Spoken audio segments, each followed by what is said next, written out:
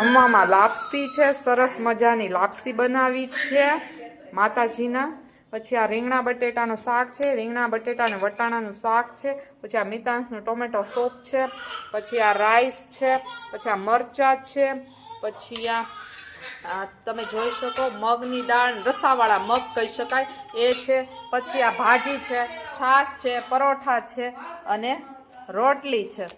પાક બનાવવાનો છે એટલા માટે આ ખજૂર લીધો છે. અત્યારના અમીષા એના ઠળિયા કાઢી રહી છે, તમે જોઈ શકો છો. ઠળિયા નીકળી રહ્યા છે આવી રીતના અને ઠળિયાનો ઢગલો થઈ ગયો છે. આ ફ્રેશ ખજૂર, આ ઓરિજિનલ ખજૂર છે ફ્રેન્ડ્સ. થોડો કડક છે એટલે આવી રીતનાથી કાઢવા પડે છે એના ઠળિયા.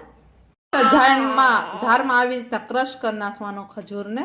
આટલો બધો ખજૂર છે, ક્રશ કરવાનો છે. અમીષાજી ઠળિયા પણ કાઢી રહી છે અને આટલો ક્રશ થઈ ગયો છે, તમે જોઈ શકો છો. આ મિક્સર છે, હવે આમાં ક્રશ કરશે બહેન.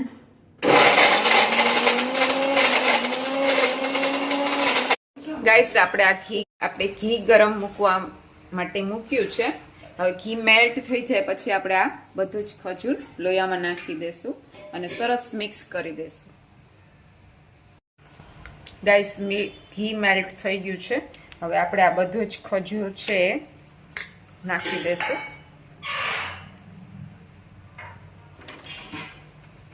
ગાઈસ હવે જો ખજૂર ગરમ થઈ ગયો છે, થાળીમાં ઘી લગાડી દીધું છે અને પછી આવી રીતના આપણે ખજૂર પાથરી દેવાનો.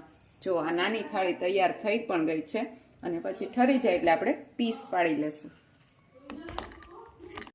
ગાઈસ હવે આપણે આમાં ઉપરથી કાજુ બદામ અને ટોપરાનું ખમણ નાખી દીધું છે અને જો ગાઈસ હવે ઠરી ગયું છે એટલે હવે આપણે આને આવી રીતના પીસ કરી દઈશું.